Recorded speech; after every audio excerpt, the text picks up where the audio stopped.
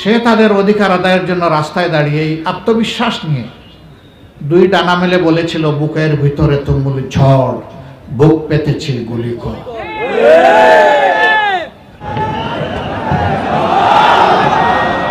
আসসালামু আলাইকুম ওয়া রাহমাতুল্লাহি ওয়া বারাকাতুহু। সবাই আপনারা ভালো আছেন? আলহামদুলিল্লাহি রাব্বিল আলামিন, সালাতু ওয়াস সালামু আলা সাইয়্যিদিল মুরসালিন ওয়া আলা আলিহি ওয়া সাহাবিহি আজমাইন। আজকে এই ঐতিহ্যবাহী 18 মাইল বাস স্ট্যান্ড চত্বরের পথসভায় আমরা আল্লাহর শুকরিয়া আদায় করছি এই কারণে যে বাংলাদেশ জামাত ইসলামীর সম্মানিত আমির, বাংলাদেশের তথা বিশ্ব রাজনীতি অঙ্গনের সবচেয়ে আলোচিত, নন্দিত, প্রিয় মানবিক নেতা ডাক্তার শফিকুর রহমানকে আজকে আমরা আমাদের মাঝে পেয়েছি। এজন্য আমরা আল্লাহর শুকরিয়া আদায় করছি। আলহামদুলিল্লাহ, আলহামদুলিল্লাহ। আমাদের কয়রা যাত্রাপথে এই কাফেলা এখানে উপস্থিত আপনারা দেখতে পাচ্ছেন। কেন্দ্রীয় নির্বাহী পরিষদের সদস্য জনাব মোবারক হোসাইন, কেন্দ্রীয় গণ পরিষদ সদস্য মুহাদ্দিস আব্দুল খালেক, কেন্দ্রীয় মজলিসে শুরার সদস্য সম্মানিত জেলা আমির মাওলানা ইমরান হোসাইন, কেন্দ্রীয় মজলিসে শুরার সদস্য শ্রমিক কল্যাণ ফেডারেশনের কেন্দ্রীয় সহসভাপতি মাস্টার শফিকুল আলম, সাবেক সাতক্ষীরা জেলা আমির শুরার সদস্য মাওলানা রবুল বাশার সহ অনেক নেতৃবৃন্দ, আজকে আপনাদের এই উপস্থিতিতে আমিরে জামাত সংক্ষিপ্ত কিছু বক্তব্য রাখবেন। এটা কোনো জনসভা নয়, যাত্রাপথে আপনারা সমবেত হয়েছেন। আমি আপনাদের সামনে সবসময় কথা বলে থাকি, ফলে আপনাদের সকলেরকে আমি আবারও এত ব্যস্ততার মধ্যে আমিরে জামাতকে আমরা পেলাম এই ডুমুরিয়ার পার্শ্ববর্তী তালা কেশবপুর প্রতিবেশী যারা উপস্থিত হয়েছেন সকলকে আমি আন্তরিক মোবারকবাদ এবং আল্লাহর শুকরিয়া জানিয়ে এখন আমাদের প্রিয় নেতা সম্মানিত আমিরে জামাত ডাক্তার শফিকুর রহমান সাহেবকে জনতার উদ্দেশ্যে সংক্ষিপ্ত বক্তব্য রাখার জন্য আহ্বান জানাচ্ছি। আমিরে জামাত ডাক্তার শফিকুর রহমান।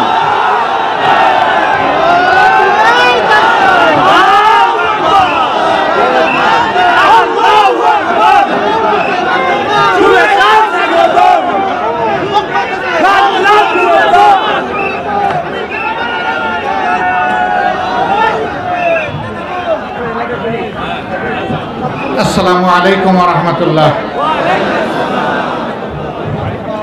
আপনারা কেমন আছেন সবাই? আলহামদুলিল্লাহ রাব্বিল আলামিন, ওয়াসসালাতু ওয়াসসালামু আলা রাসূলিহিল কারীম ওয়া আলা আলিহি ওয়া সাহবিহি ওয়া আহলি বাইতি আজমাইন, আম্মা বা'দ। আজকের এই তাৎক্ষণিক পথসভার সম্মানিত সভাপতি, আমার সফর সঙ্গী, আপনাদের এলাকার প্রিয় মানুষ, প্রিয় নেতা, বাংলাদেশ জামাত ইসলামের সম্মানিত সেক্রেটারি জেনারেল, সাবেক সংসদ সদস্য অধ্যাপক মিয়া গোলাম পরওয়ার, সফর সঙ্গী নির্বাহী পরিষদ সদস্য জনাব মোবারক হোসাইন, কর্ম পরিষদ এবং শুরার সদস্যবৃন্দ, স্থানীয় নেতৃবৃন্দ, 18 মাইল এলাকায় সমবেত আজকের এই তাৎক্ষণিক পথসভায় উপস্থিত ভাই ও বোনেরা, আল্লাহ তাবারক ওয়া তাআলার শুকরিয়া আদায় করছি। মুক্ত পরিবেশে মুক্ত মন নিয়ে আল্লাহ তাআলা আপনাদের সামনে দুটি কথা বলার জন্য আমাদেরকে সুযোগ করে দিয়েছেন। আলহামদুলিল্লাহ রাব্বিল আলামিন। আমাদের যে সন্তানদের, বীর সন্তানদের সীমাহীন ত্যাগ এবং কুরবানি, শাহাদাত, পঙ্গুত্ব এবং জালিমের বিরুদ্ধে লড়াইয়ের মধ্য দিয়ে এই যে পরিবেশটা আল্লাহ তাআলা আমাদেরকে দান করলেন, এই জন্য আল্লাহর দরবারে আরেকবার শুকরিয়া আদায় করি। আলহামদুলিল্লাহ। 2006 সালের 28 অক্টোবর থেকে শুরু করে 2024 সালের 5ই আগস্ট পর্যন্ত ফেসিবাদের বিরুদ্ধে লড়াই করে যারা জীবন দিয়েছেন, মহান রবের দরবারে দোয়া করি রব্বুল ইজ্জত তাদেরকে মর্যাদাবান শহীদ হিসাবে কবুল করুন। তাদের পরিবার পরিজন আপনজন প্রিয়জনকে আল্লাহ তাআলা উত্তম ধৈর্য ধারণ করার তৌফিক দান করুন। জালিমের বুলেটের আঘাতে পঙ্গু হয়ে আহত হয়ে যারা কষ্ট পাচ্ছেন, প্রভুর দরবারে দোয়া করে হে রাব্বুল আলামিন তাদেরকে তোমার পক্ষ থেকে তোমার শিফার হাত বুলিয়ে দাও এবং তাদেরকে তোমার শিফার নিয়ামত দান করো। এদেশের যে 18 কোটি মানুষ দেশে এবং প্রবাসে সর্বত্র লড়াই করেছে, আমি সকলের প্রতি কৃতজ্ঞতা জানিয়ে আপনাদের খেদমতে দুটি কথা বলতে চাই। প্রিয় দেশবাসী, আমাদের এই দেশটি আবহমান কাল থেকে সাম্প্রদায়িক সম্প্রীতির একটি দেশ। আমরা বিভিন্ন ধর্মের মানুষ মিলেমিশে এখানে বসবাস করি। আমাদের ভাষা কাছাকাছি, প্রায় একই ভাষায় কথা বলি। নৃগোষ্ঠীর জনগণ ছাড়া সকলের ভাষাই বাংলা, তারাও এখন বাংলা ভাষায় অভ্যস্ত। এমন একটি দেশ দুনিয়ায় খুব কমই আছে। আমাদের পাশের দেশে বিভিন্ন ভাষা বৈচিত্র্য রয়েছে, জাতপাতের ব্যবধান রয়েছে। প্রিয় বাংলাদেশে এই ধরনের কোনো ব্যবধান নেই। এমন একটি দেশকে বিগত দিনে যারা শাসন করেছেন একটানা 15.5 বৎসর, তারা মনের মতো করে সাজাতে পারেননি। তারা দেশকে না সাজিয়ে নিজেদেরকে সাজিয়েছেন।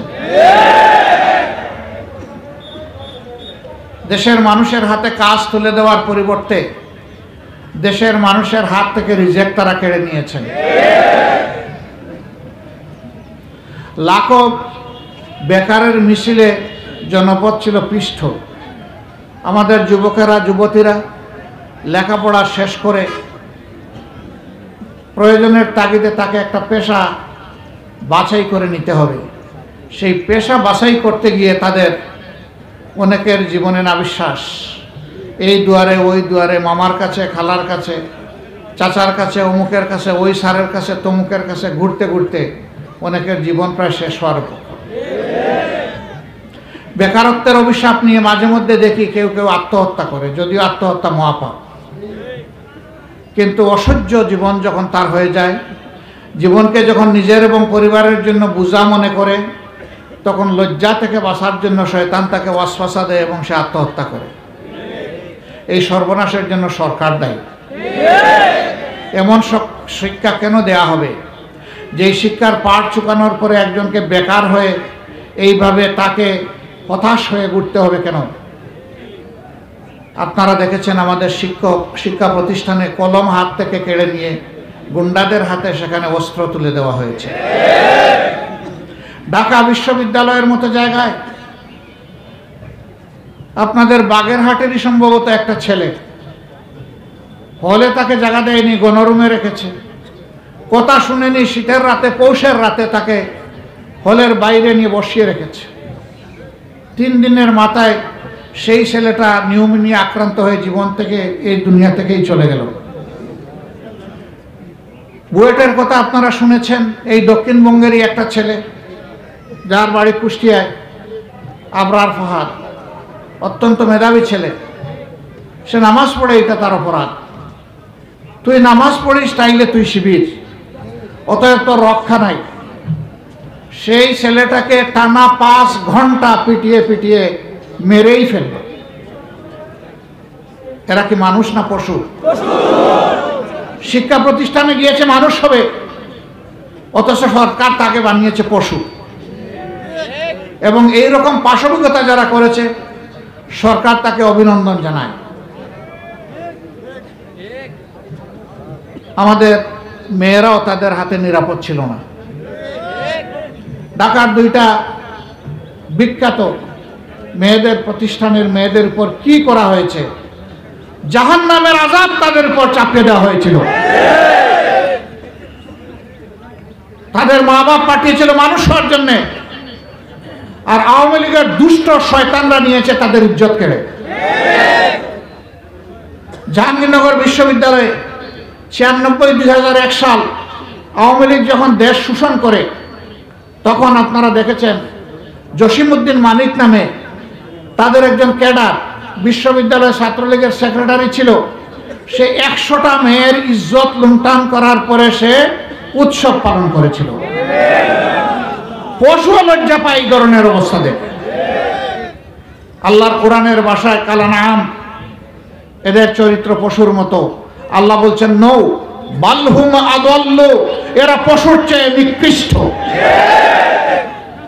পশুকে আমি বিবেক দেইনি, তাই সে যেখানে সেখানে যখন তখন যা ইচ্ছা তাই করে। কিন্তু মানুষ আমি বিবেকের নিয়ামত দিয়ে পয়দা করেছি, তারা এমনটা করবে কেন? দেশের সম্পদ লুণ্ঠন করে বিদেশে নিয়ে গেছে। এ পর্যন্ত যে হিসাব পাওয়া গেছে 15.5 বছরে 26 লক্ষ কোটি টাকা। বাংলাদেশের বার্ষিক বাজেটের 5 গুণ। কার টাকা এগুলো? এদেশের খেটে খাওয়া মানুষের টাকা, কৃষকের টাকা, মজুরের টাকা, শ্রমিকের টাকা, ভিক্ষুকের টাকা। অফিস আদালত, মিল, ফ্যাক্টরি, ইন্ডাস্ট্রি, ব্যাংক, বিমা কর্পোরেশনে যারা চাকরি করে তাদের টাকা। হাড় ভাঙা পরিশ্রম করে মানুষ উপার্জন করে, আর চোরেরা তাদের টাকা চুরি করে বিদেশে পাচার করে। শেষ পর্যন্ত আমাদের সেন্ট্রাল ব্যাংক বাংলাদেশ ব্যাংকটাকেও পাহারা দিয়ে রাখতে পারল। $7 বিলিয়ন বাংলাদেশের ব্যাংকের ভল্ট থেকে চলে গেল। যাবেই না কেন?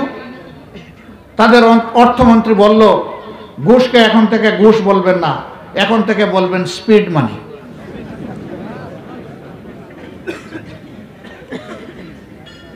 বলল যে স্পিড মানি দিলে কাজের স্পিড বাড়ে।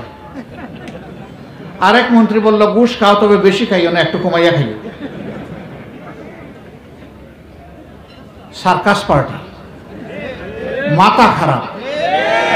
সংসদে প্রতি মিনিটে লক্ষ লক্ষ টাকা খরচ হয়, সেই সংসদে গান বাজনা করে। তোদেরকে মানুষ গান বাজনার জন্য সংসদে পাঠিয়েছে? ঘুষের লাইসেন্স দেওয়ার জন্য পাঠিয়েছিল? ঘুষের পক্ষে উকলাতে এই কারণেই তারা করেছে, কারণ তারা জানে যে তাদের সমস্ত রুজি হারাম। তাদের হারাম রুজিকে বৈধ করার জন্যই তখন সুবিধাবাদীদেরকে বলেছে তোমরা ঘুষ খাও। একটা দেশে আইন শৃঙ্খলা বাহিনীর কাজ হচ্ছে শৃঙ্খলা রক্ষা করা, আমাদের সেই বাহিনীগুলোকে নষ্ট করে ফেলেছে দলীয় স্বার্থে। তোমরা বাবা যা করো করো, শুধু আমাদেরকে গদিতে রাখো। গদির ফয়সালা কি জমিনে হয় না আসমানে হয়? কুলিল্লাহুম্মা মালিকাল মুলকি তুতিল মুলকা মান তাশা। সমস্ত মুলকিয়ত বাদশাহীর মালিক আল্লাহ। দুনিয়ার বিভিন্ন জায়গায় খণ্ড খণ্ড এলাকায় যাকে পছন্দ করেন আল্লাহ সেই রাজত্ব দান করেন, পরীক্ষা করার জন্য যে ওরা সুবিচার করে কিনা। ও তানজিউল মুলকা মিম্মান তাশা। আর যখন সীমা লঙ্ঘন করে এরা জনগণের উপর যখন ফ্যাসিজম চালিয়ে দেয়, তখন আল্লাহ তাদের কাছ থেকে এটা কেড়ে নেন। ওরা মাঝে মধ্যে আমাদেরকে বিভিন্ন দেশে পাঠিয়ে দিত, যা তোদের এই দেশে কোনো জায়গা নাই, অমুক দেশে তমুক দেশে চলে যায়। আচ্ছা দিবে তো দিবে, আগে একটা ভিসা এবং টিকেটের ব্যবস্থা করে দিবে। ভিসাও নাই, টিকিট নাই, বলে যে অমুক দেশে চলে যায়। হ্যাঁ, গর্ত কুড়ে কোনো দুষ্ট মানুষ অন্য মানুষকে গর্তে ফেলার জন্য, কিন্তু সেই গর্তে নিজেই পড়ে যায়। এমন শাসন তোমরা করলা, বললা যে উন্নয়নের রাজপথে দেশকে উড়াইয়া দিছ। তোমরা বললা যে বাংলাদেশ বিশ্বে উন্নয়নের রোল মডেল। সেই মডেলে রাস্তাঘাট তৈরি করলা, সবই করলা, কিন্তু রাস্তা দিয়ে তোমাদের গাড়ি চালাইও পালানোর সুযোগ হলো না। কেন এমন রাজনীতি করতে হবে যে রাজনীতির কারণে দেশ ছেড়ে পালাতে হবে? আর পালাতে গিয়ে সঙ্গী সাথীদের এমন অবস্থা হয়েছে, কেউ কেউ কলা পাতার উপর আশ্রয় নিয়েছে। তিনি আবার সুপ্রিম কোর্টের অ্যাপিলিয়েট ডিভিশনের বিচারক। কলা পাতার উপর জনগণ তাকে আবিষ্কার যখন করলো, জিজ্ঞেস করলো আপনি কে গো? বলে যে আমি শামসুদ্দিন চৌধুরী। বলে স্যার আপনি কি কালো মানিক? বলে জি আমি। বলে স্যার এখন কোথায় আছেন? কয় মনে হয় ভারতে আছে। কেন স্যার ভারতে? কয় যে আমি তো দেশ ছেড়ে পালাচ্ছি। কয় না গো শোনা, আপনি আটকা পড়ে গেছেন জালে, আপনি যেতে পারেননি।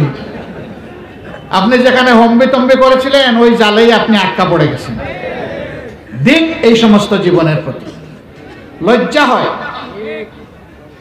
মানুষ জীবনে অসহায় হয়ে দুইটা জায়গায় যায়, তার আলটিমেট ডেস্টিনেশন দুনিয়ায় দুইটা, একটা আদালত আর একটা হাসপাতাল।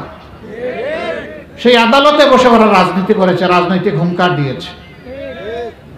সাইদি সাহেবের বিরুদ্ধে মামলা পরিচালনা করতে গিয়ে জঘন্য ভাষায় কথা বলেছে। আল্লাহ তাআলা ছাড় দেন কিন্তু ছেড়ে দেন। আচ্ছা গেল তো গেল, এরা গেল, এখন আমরা কি করব? এখন আমরাও কি সেই কাজ করব? না, আমরা করব না। 5 তারিখ আগস্টের এমন একটা পরিবর্তন হবে আপনারা কি কেউ চিন্তা করেছিলেন? আমিও কল্পনা করিনি। সেই সময়টা মহান রবের ইচ্ছায় আমি ছিলাম কাবার চত্বরে। মানুষ আমাকে জিজ্ঞেস করত, যারা চিনত, বলুন তো আমাদের কি এই অবস্থা থেকে মুক্তি পাওয়ার কোনো পথ আছে? বলতাম অবশ্যই আছে। কয় কিভাবে? আমি বললাম যে এই জবাব আমার কাছে নাই। কিভাবে? এই যেখানে এসেছেন এখানে চোখের পানি ছাড়তে থাকুন, এই ঘরের মালিককে বলতে থাকুন, কাবাগর ধরে কাঁদতে থাকুন, কাবাগরকে চুমু দিয়ে বলতে থাকুন, সেজদায় পড়ে আল্লাহ তাআলার কাছে আযারি এবং ফৌরাত পৌঁছে দেন। আল্লাহ তাআলাই ব্যবস্থা করবেন ইনশাআল্লাহ। বলে যে কারে দিয়ে উদ্ধার হবে? আমি বলি কেন, আমাদের যুব সমাজ আছে না? সকল দেশেই তো যুবকরাই তো দেশ জাতি পরিবর্তন করে দেয়। বলে যে কোন যুব সমাজ? যারা মোবাইল এবং ট্যাব নিয়ে পড়ে থাকে, টিকটক নিয়ে পড়ে থাকে, এরা আমাদেরকে উদ্ধার করবে। আমি বললাম হ্যাঁ, আল্লাহ চাইলে এখানেই বিস্ফোরণ ঘটবে ইনশাআল্লাহ। আমি জানতাম না এই বিস্ফোরণ ঘটবে।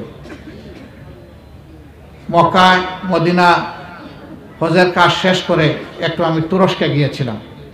10 দিন সেখানে থেকে যাব আমেরিকা। গিয়েছি ইস্তাম্বুল এয়ারপোর্টে।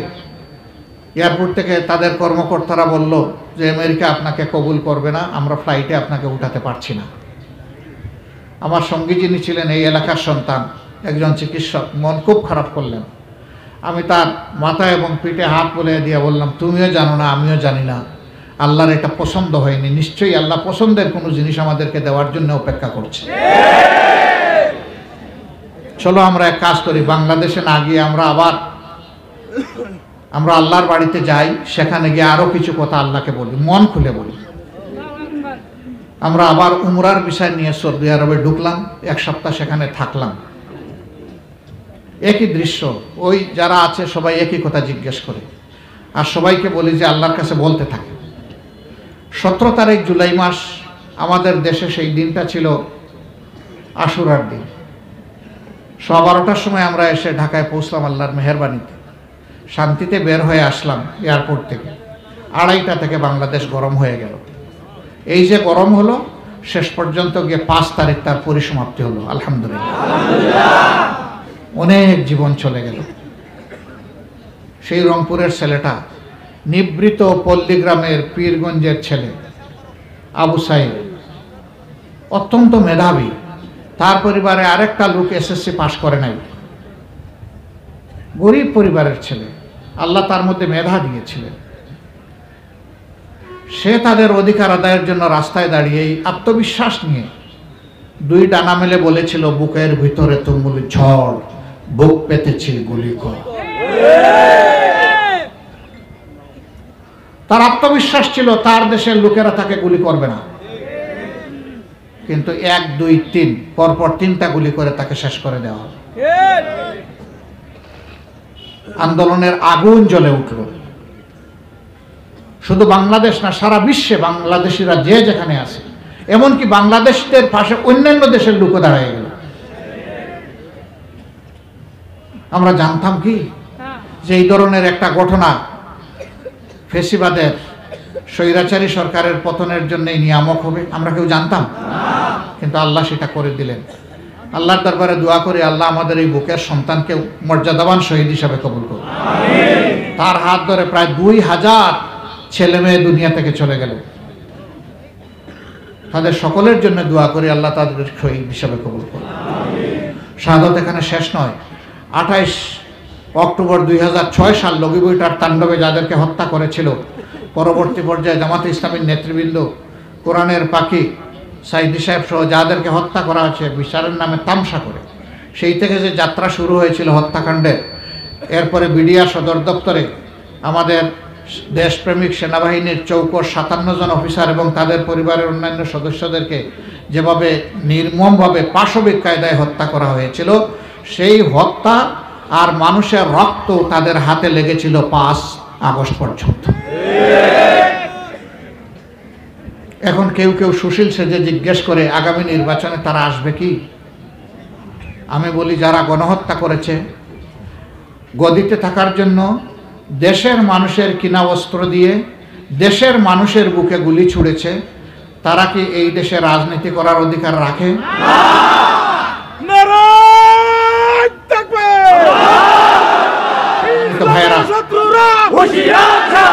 গেল স্বৈরাচার পালিয়ে গেল, কিন্তু শান্তি দিতে চাচ্ছে না। এই সমাজকে, দেশকে অস্থির করার জন্য বিভিন্ন কাণ্ড বিভিন্ন সময় ঘটিয়েই চলছে। আলহামদুলিল্লাহ আমাদের যুব সমাজ ঐক্যবদ্ধ, আমাদের জাতি ঐক্যবদ্ধ, আমাদের আল্লাহ আমাদের সাথে আছেন। মহান আল্লাহর উপর ভরসা করে ঐক্যবদ্ধ জাতি ইতিমধ্যে সকল চক্রান্ত ব্যর্থ করে দিয়েছে। আগামীতেও যত চক্রান্ত হবে সব ব্যর্থ হয়ে যাবে ইনশাআল্লাহ। আমরা এই দেশকে ভালোবাসি, আমরা এই দেশকে গড়তে চাই। আমরা এমন একটি দেশ চাই যেখানে ধর্ম জাতপাতের ভিত্তিতে কোনো বিভাজন থাকবে না। আমাদের সকলের পরিচয় আমরা বাংলাদেশি। যিনি মুসলমান তিনিও বাংলাদেশি, যিনি হিন্দু তিনিও বাংলাদেশি, যিনি বৌদ্ধ তিনিও বাংলাদেশি, যিনি খ্রিস্টান তিনিও বাংলাদেশি। বাংলাদেশের নাগরিকদের মধ্যে আমরা অধিকারের দিক থেকে কোনো বৈষম্য বরদাস্ত করব না। আমরা দেখতে চাই সকল নাগরিক তার জায়গায়, যার জায়গায় সে তার অধিকার পেয়ে যাবে। এমন একটি সাম্যের বাংলাদেশ আমরা চাই। সেই বাংলাদেশটি কেবলমাত্র আল্লাহর দেওয়া বিধান অনুযায়ী সম্ভব, কোনো মানুষের রচিত বিধানে সম্ভব নয়। সমস্ত মানুষের যিনি স্রষ্টা, তিনি এই বিধান দিয়েছেন, কল্যাণের বিধান। সেই বিধানের দিকে আমরা মানবতাকে ডাকছি, আসুন আমরা পরস্পরকে আপনজন মনে করে এই দেশে চলি, ভালোবাসি মানুষকে, সম্মান করি মানুষকে। কারো পজিশন দেখে, সামাজিক পজিশন অথবা অর্থবিত্ত কিংবা বিদ্যা শিক্ষা দেখে কাউকে আমরা সম্মান করব না। আমরা সম্মান করব তিনি আল্লাহর শ্রেষ্ঠ জীব মানুষ, এই জন্য তাকে সম্মান করব। আমাদের সমাজে কেউ অগুরুত্বপূর্ণ নয়। আমাদের পরিচ্ছন্নতা কর্মী ভাই বোনেরা যারা আছে তারাও খুবই গুরুত্বপূর্ণ। তারা পরিচ্ছন্নতার কাজ বন্ধ করে দেখেন সমাজের চাকা চলে কিনা। অতএব তারাও ভিআইপি, কিন্তু সমাজ তাদেরকে সেই মর্যাদা দেয় না, তাদেরকে আড়াল চোখে দেখে। এটা জঘন্য অপরাধ। আপনার উপকারী বন্ধুকে আপনি আড়াল চোখে দেখবেন কেন? তার গায়ের ঘাম তো আপনার জন্য আতরের সমান। তাকে আপনার সম্মান করতে হবে। সে চুরি করে না, বাটপারি করে না, ডাকাতি করে না, সমাজ বিরোধী কাজ করে না। সে তার রক্ত পানি করে এই সমাজের চাকা চালু রাখে, আর আপনি তাকে ঘৃণা করবেন। আপনাকেই সমস্ত মানুষের ঘৃণা করা উচিত। এদেরকে সম্মান দেখানো উচিত। প্রিয় নবী সাল্লাল্লাহু আলাইহি সাল্লাম বলেছেন, শ্রমিকের গায়ের ঘাম শুকানোর আগে তার মর্যাদা তার হাতে পৌঁছে দাও। আর আমরা সেই শ্রমিককে মর্যাদা দেব না, তাহলে আমরা আল্লাহ নবীর উম্মত হব কিভাবে? এই জন্য জাত পাতের ঊর্ধ্বে উঠে, পছন্দ অপছন্দের ঊর্ধ্বে উঠে সমস্ত মানুষকে ভালোবাসতে হবে, সম্মান করতে হবে। সেই মানুষের ভালোবাসা আর সম্মানের জায়গা থেকে আমরা লড়াই শুরু করেছি। মানুষের মুক্তি না আসা পর্যন্ত আমাদের লড়াই অব্যাহত থাকবে ইনশাআল্লাহ। আমরা বৈষম্যহীন একটা মানবিক সমাজ গড়তে চাই, যেই সমাজে কোনো চাঁদাবাজের কোনো অস্তিত্ব থাকবে না, যেই সমাজে কোনো ঘুষখোরের অস্তিত্ব থাকবে না, দুর্নীতিবাজের দখলদারের অস্তিত্ব থাকবে না, যেই সমাজে আমার মা বোনেরা ইজ্জতের সাথে গৃহে এবং বাইরে সমস্ত জায়গায় তারা চলতে পারবেন। যেই সমাজে যুবকরা কাজ পাবে, যুবতীরা কাজ পাবে, যোগ্যতা অনুযায়ী যারা কাজ করতে চায়, এই সমাজ আমরা হাতে হাত মিলিয়ে গড়ে তুলব ইনশাআল্লাহ। এমন একটি সমাজ আমরা বাংলাদেশে কায়েম করতে চাই। আদালতের দরজায় গিয়ে মানুষকে কাঁদতে হবে না ন্যায় বিচার পাওয়ার জন্যে, বরঞ্চ আদালত বাধ্য থাকবে মানুষকে ন্যায় বিচার উপহার দিতে। সেই সমাজ আমরা গড়তে চাই। এমন একটি সমাজ আপনারাও কি চান? শিওর আপনারা চান? একেবারেই শিওর? তাহলে আপনাদেরকে আরো তৈরি থাকতে হবে বৃহত্তর কুরবানির জন্য, ত্যাগের জন্য। আপনারা তৈরি থাকতে পারবেন? আমার বিশ্বাস আপনারা পারবেন ইনশাআল্লাহ। মানুষের মুক্তির সেই লড়াই, মানুষের মুক্তি অর্জন না হওয়া পর্যন্ত, সাম্যের ভিত্তিতে, ন্যায় বিচারের ভিত্তিতে একটি দেশ, একটি জাতি গঠন না হওয়া পর্যন্ত আমাদের লড়াই অব্যাহত থাকবে ইনশাআল্লাহ। সেই লড়াইয়ে আমরা আপনাদের কাছে কয়েকটা জিনিস চাইব। প্রথম জিনিস হচ্ছে, আমরা যদি ন্যায়ের পথে, কল্যাণের পথে, মানবতার পথে থাকি, আপনারা আমাদেরকে একটু ভালোবাসা দিবেন। আপনাদের ভালোবাসার কাঙ্গাল আমরা। আপনারা আমাদের জন্য দোয়া করবেন, আপনারা আমাদেরকে সমর্থন করবেন, ন্যায়সঙ্গত কাজে আমাদের পাশে থাকবেন, ন্যায়সঙ্গত কাজে আপনাদের বুকে আমাদেরকে একটু জায়গা দেবেন। আপনারা পারবেন? আপনাদের সকলকে ধন্যবাদ। আল্লাহ এই এলাকার মর্যাদা বাড়িয়ে দিন, এই এলাকার উপর আল্লাহ রহমত নাজিল করুন, এই এলাকার উপর আল্লাহ শান্তির ফয়সালা দান করুন। প্রিয় বাংলাদেশকে আল্লাহ হেফাজত করুন। আগামীর একটি সোনার বাংলাদেশ আল্লাহ তাআলা আমাদেরকে উপহার দিন, আর সেই বাংলাদেশের কারিগর হিসাবে এই মানুষগুলোকে আল্লাহ তাআলা কবুল করুন। আল্লাহ হাফেজ। বাংলাদেশ জিন্দাবাদ। বাংলাদেশ জামাতে ইসলামী জিন্দাবাদ। আসসালামু আলাইকুম ওয়া রাহমাতুল্লাহি ওয়া বারাকাতুহু।